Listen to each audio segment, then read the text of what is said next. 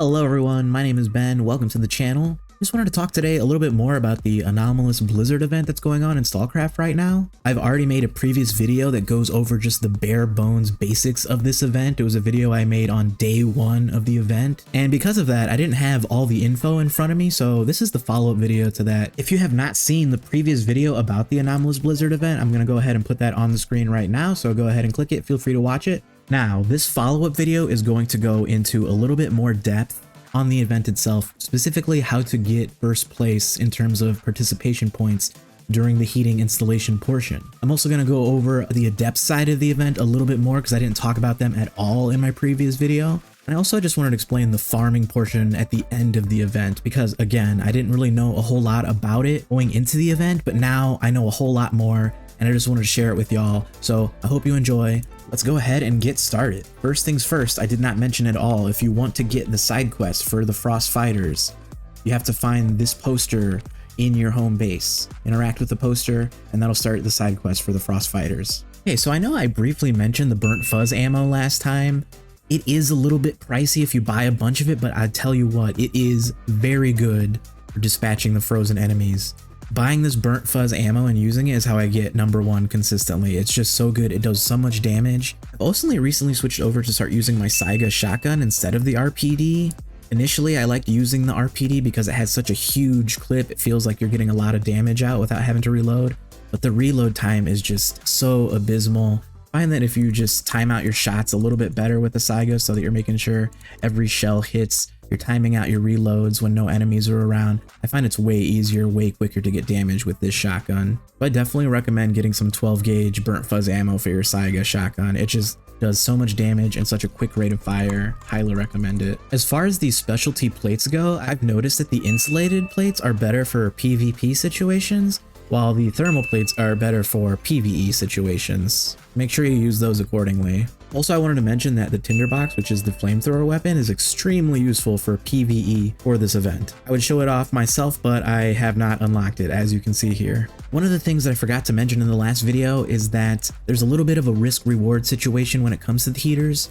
You can try to pick a heater that has fewer players protecting it, and this will ensure that you have a greater chance of getting participation points. You have a better chance of being #1 at the event. But just be warned, this is a very dangerous thing to do. If there's not enough players to the installation, you will die and the installation will get overrun by Adept. So just be careful with that. So now, as we're waiting for the mutants to spawn in, I find it's really helpful to be on high ground, somewhere where you can more easily notice where the mutants are going to start running in, because you want to be one of the first players that starts shooting. All right, now the minute I see movement, I'm just going to start running forward, going to run forward. I'm just going to start shooting with my shotgun. We got a pseudo giant right here. Pseudo giants are great for getting points. See, I'm at 15. We kill that pseudo giant all the way up to #2. Just like that. It's that easy. You definitely want to try to go after the bigger enemies, the pseudo giants, the boars, the fleshes, things that are going to be easier to hit. Running back into the big group of enemies, just going to focus all the fire on the pseudo giant there. Oh, there's a player. Nice. You get points for killing the players too. Make sure you're loading up on these specialty health kits. They are really good for the event. I just get as many as I can, and the minute I get attacked, I just start spamming my heal button. There are certain areas where the mutants kind of run in from their spawn points. If you can try to figure out where those little areas are, if you can anticipate that, and if you can separate one of the pseudo giants like you see here, you get a lot of points. The mutants also like to gather around the heating installation while they're attacking it, so that's a really good place to get a lot of points too. The player adepts are really hard to hit, so I would only focus on doing damage to them if you know you can get a kill. Another pseudo giant, the minute you see a pseudo giant, just unload your entire clip on him. You're gonna rack up all those points. Also, keep an eye out for players attacking the installations. If you see a lone mutant like this, that's easy points as well. And again, if I see a player and they look like an easy kill, I'm gonna go for it. Otherwise, I'm just gonna focus all of my attacks on the mutants. The bigger targets, like the boars, the fleshes. Look, I got really lucky. I got the pseudo giant separated. I'm by myself. It's a little bit dangerous. I'm just gonna spam my heal, but look at all this damage I'm doing to him by myself. All those points are mine. I have a lot of teammates on the ground. I really want to help them out, but it's very dangerous. Just make sure if you go to do that, you have a good window for it. Let me try to help you. Oh my god, okay. Looks like one of the adepts grabbed me with their grappling hooks. That's definitely a good strategy to use if you are one of the zombies. Just try your best to get your teammates up. I'm going to try my best to get rid of some of these mutants. Oh my god, the zombies with their grappling hook. See, now I see the zombie by himself. Boom, easy points. I'm going to run in, get the pseudo giant all to myself. Reload as quick as I can, keep unloading all my shells on this pseudo giant. The zombies like to crawl while they're hitting the heating installation. It's really hard to see them, so just keep an eye out for that. I've noticed that the more I try to kill the player adepts, the more that I'm wasting ammo, the lower that my rank goes. So instead of trying to kill those enemy players, I go for the much larger targets that are the pseudo giants. Oh, got a player in. See? Yep, look at that. He's on the ground. Make sure you try to catch them when they're doing that. Yeah, did you see that adept just crawling on the ground there? He was getting a lot of hits on the heating installation. Keep an eye out for that sort of thing. Oh god, got hooked by one of the adepts. Let's see if I can get out of here. And I'm dead. However, you might have noticed now that I've switched over as adept, I'm still #1 in the ranking. So as long as we just keep getting points as an adept, we'll get first place for this little event. Okay, so when you die as a human during the heating installation, you respawn as one of the adept characters. Let's take this chance to go over this a little bit. As an adept character, your objective is the opposite of the human characters. You're now tasked with destroying the heating installations and defending the crystals that you respawn at. Just want to let y'all know that the adepts have been buffed since the release of my previous video.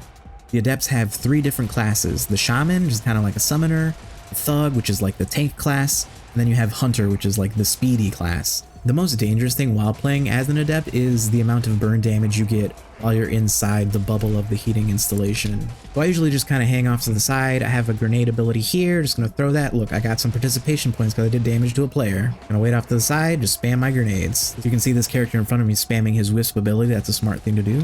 Just gonna go ahead and keep throwing grenades, see if I can hit anybody. Oh my god, I actually killed a player with that one. Let's go.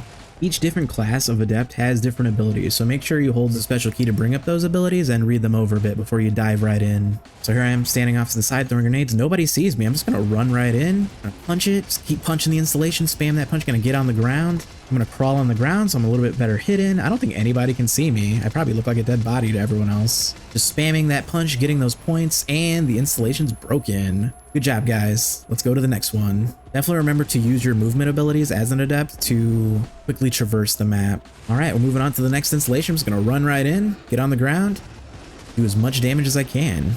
You can see it's kind of hard for the enemies to notice us down here. Just be aware that as an adept, you're gonna die a lot. So just keep a good attitude, keep getting back in there, do as much damage as you can. There's so much danger to you as an adept character, so just play it smart. Try to use your abilities to your advantage. Try to play the outside of the circle. Try to use your grappling hook to grab enemy players. I'm gonna go ahead and try and see if I can grab one of the enemy players, bring them to the outside of the heating circle. Let's give it a shot. The zombies have this like night vision ability, allows you to see the enemies. Go ahead and just grab him. Oh my god, I got one! Oh yeah. Well, I didn't react quick enough to do any damage, but I did grab him, so that's a good strategy to use as an adept. One of the more dangerous things playing as an adept is the burn damage you're always receiving when you're close to the heaters. So the moment you see your health starting to get low, just run to the outside of that bubble, try to get back into the cold, wait for your health to go back up. There's a good chance you might spawn in as a different class of adept when you die, so just make sure you keep an eye on your abilities, keep track of which abilities you have, what they do, and how to use them optimally. Okay, I got my grenades back, so I'm just gonna stand outside the circle, see what kind of damage I can do just throwing grenades in there. Oh, nice! We did it! We won as adepts. Good job, team. Just gonna go back and take a look here. Yep, I was still #1 when the event finished, which means we get bonus prizes, we get extra points to the battle pass. Definitely something you want to try to strive for to unlock that battle pass more quickly and to get the extra research crates. Now that the heating installation event is over, we're going to start doing the farming portion. However, I can't really do any farming as a zombie. I'm going to find one of these altar events. I'm going to head to it. This will transform me back into a human. The closest one that I see is still pretty far, so I'm going to start doing some running. I'll see y'all in a little bit. Okay, here we are at the altar. Make sure you hold F to interact with it. This will start the event. Now that it started, you'll notice it's exactly like one of the Electro Proto Bubble events that you use to gather data. So just run around the circle, try not to get hit. Before you know it, you'll be human again. Okay, now that we're human again, we can begin farming some of these specialty world events. You can barter for extra Frost Researcher crates at the merchant in your Frost base for 5 Upsilon data, 11 Rowan Branch, and 17 Ice Shards. So you see here, the Mutant Dens will give you the Ice Shards. The guard outposts will give you the Rowan branches, and the distress calls and backpacks will give you the Upsilon data. You can also get more Upsilon data from doing some of the bosses like the Frost Giant here, but I recommend you do that with more players. It's very difficult to do one of these bosses solo, I can tell you from experience. Typically, if you're doing these little events by yourself, each one should give you the right amount that you need for one Frost Researcher crate. The Mutant Dens will give you the Ice Shards. Next, we're going to head to this distress call. This will give us the Epsilon data. Okay, so this one gave us 4 and I need 5 for the crate, which means we're going to have to do a backpack delivery or something. Okay, so next we're going to do a snowstorm squad. Just be aware that these soldiers have good armor and they camouflage very well into the winter environment. It is really easy to get killed unexpectedly. See, I didn't see that soldier there and they dropped me in a minute. It's always good to have some backup injectors with you for this farming event. All right, so that's the last of him there. And that's the Rowan branches that we need. So we are 1 Epsilon data short, so I'm going to go ahead and take one of these extreme deliveries. I usually don't like taking these if I'm not prepared because they weigh a lot. Definitely have some Hercules with you if you're planning on doing the extreme deliveries. It's going to take a minute to see what I can drop and make room. I've noticed that these extreme backpack deliveries tend to take you all the way on the other side of the map. You usually have to travel at least 1 kilometer to drop these off, so just be careful with that.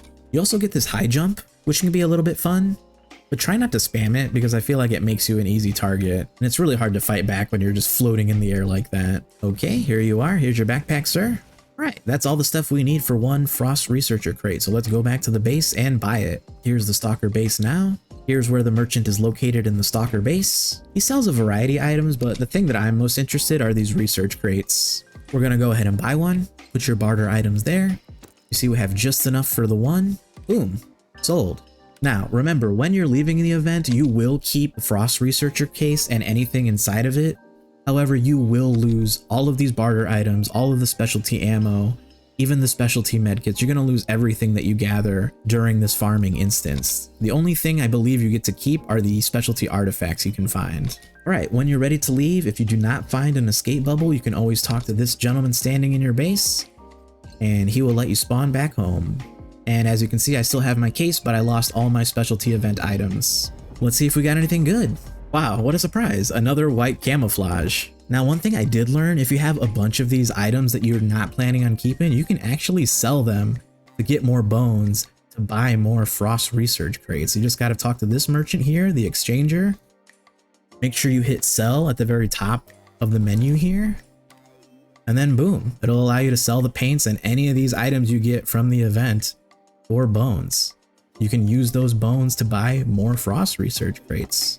Now, obviously the cases are going to cost more bones than you get back from selling your items, but at least you get something, right? And again, I would only sell items that you're planning to never use. Okay everyone, that's going to wrap things up for this video. I hope you enjoyed. I hope you learned something. Hopefully you learned a lot more on how to rank top place in the heating installation event. You learned more about how the adepts work, and you learned a little bit more about how the farming works after the heating installation event. As always, if there are any tips or tricks that I missed in this video, please feel free to comment, let me know. You're more than welcome to watch my previous video where I go over the basics of this event. If you are enjoying the content here, please feel free to like and subscribe, and I will catch y'all for the next video. Take care, much love everyone.